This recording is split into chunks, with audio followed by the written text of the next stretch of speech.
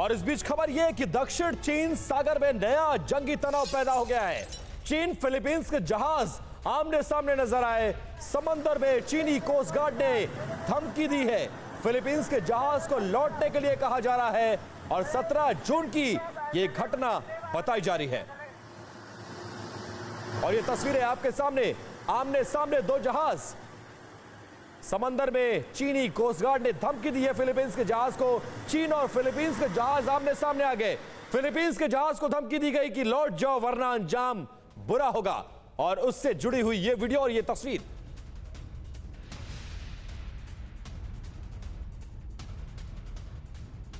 और अगली बड़ी खबर, बैरेंट सागर में रूस की बारूदी ड्रिल देखने को मिली है। नॉर्दर्न फ्लीट ने समंदर में युद्धाभ्यास किया है। न्यूक्लियर पनडुब्बी से मिसाइल लॉन्च की है और सेवरेड विंग्स और ओरल सबमरीन से यह ड्रिल की गई है। तो अपनी ताकत का प्रदर्शन करता हुआ रशिया एक बार और नजर आया और इसके जरिए एक बार फिर से बड़ा संदेश देने की कोशिश।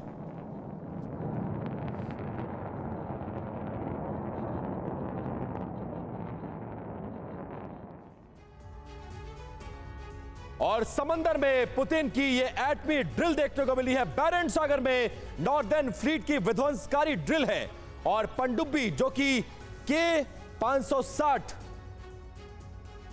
चौथी पीढ़ी की सबमरीन ये मानी जाती है और K266 ओरल परमाणु ऊर्जा से चलती हुई ये सबमरीन, ये ताकत है। क्या क्या इसकी क्षमता है देखिए। मिसाइल से लैस होती है ऑनिक्स सुपरसैनिक, ज़िरकॉन हाइपरसोनिक और कैलिबर गाइडेड ये मिसाइलें इसमें लैस रहती हैं।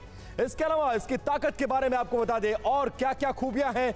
ये वो तमाम खूबियां थी जिनसे ये पूरी एटमी ड्रिल की जा रही है और इससे लैस ये पनडुब्बी है। और यूक्रेन ने नाटो की मदद से ऐसा ब्लूप्रिंट तैयार कर लिया है जिससे रूस के कई शहर दहल उठे।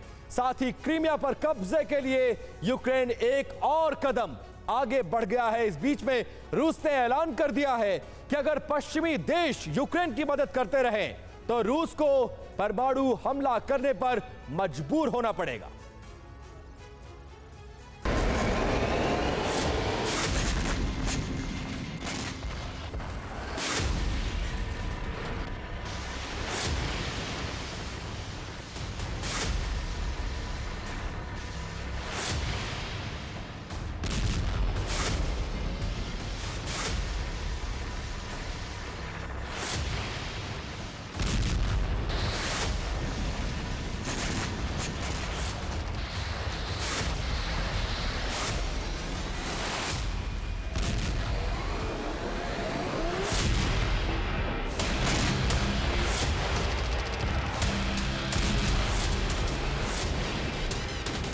हालात बदल गए, वक्त बदल गया और जज्बात भी।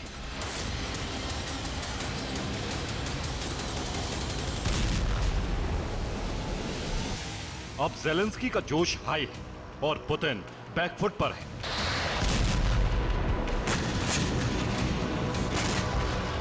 कुछ महीने पहले तक तबाही की जैसी तस्वीरें यूक्रेन से आ रही थी, अब वैसी ही तस्वीरें रूस से आने लगी।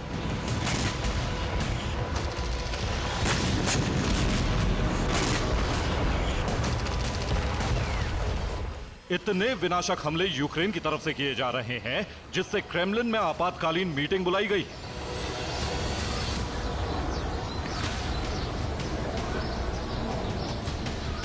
अब यूक्रेन विध्वंस का नया ब्लूप्रिंट बनाया जा रहा है क्योंकि यूक्रेन रूस के उन ठिकानों को निशाना बना रहा है जो युद्ध में काफी अहम होते हैं।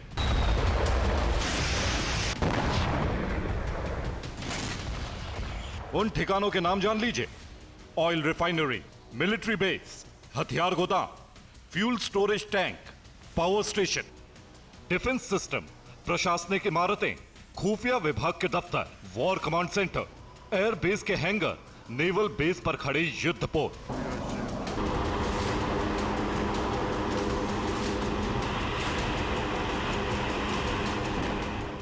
यूक्रेन ने पिछले 2 हफ्ते में क्रीमिया पर 10 से ज्यादा हमले किए हैं, जिसमें 3 हमले काफी बड़े थे, जिसमें क्रीमिया के 2 नेवल बेस पर काफी नुकसान हुआ। यूक्रेन के टारगेट पर रूस की सीमा से सटे इलाके हैं जहां यूक्रेन ड्रोन भेजकर तबाही मचा रहा है। कुछ इलाकों में तो यूक्रेनी सैनिक भी जा घुसे थे।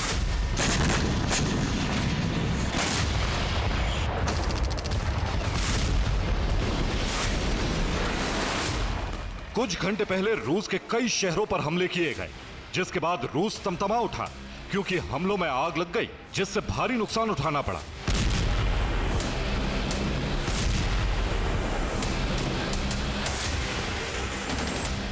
साथ ही रूस को यूक्रेन में कॉम्बैट ऑपरेशन रोककर डिफेंस पर फोकस करना पड़ रहा है।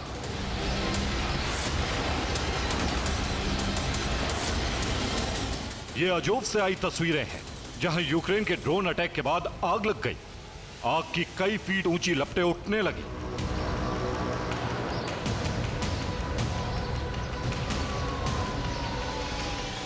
पूरे शहर में सायरन बजने लगे।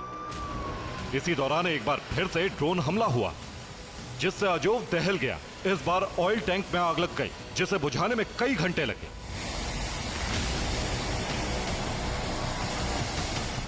अजोव के अलावा रूस के दूसरे शहरों पर भी हमले हुए हैं। रात के वक्त रूस का बॉर्डर टाउन बेल्गोरोद भी दहल गया, जहां लगातार कामिकाजी ड्रोन से हमले हुए। कई ड्रोन रिहायशी इलाकों में भी गिरे।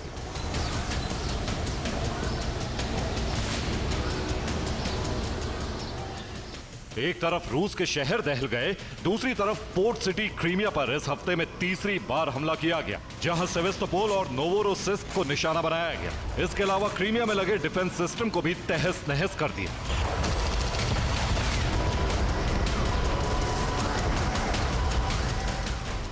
यूक्रेन ने क्रीमिया पर लगातार हमले करके पुतिन के गुस्से को बढ़ा दिया है। अब पुतिन के पलटवार पर निर्भर करता है कि यूक्रेन का क्या अंजाम होगा। यूक्रेन हाईटेक हथियार मिलने के बाद से ज्यादा हमलावर हो चुका है, इसलिए वो सबसे पहले क्रीमिया पर कब्जा करना चाहता है।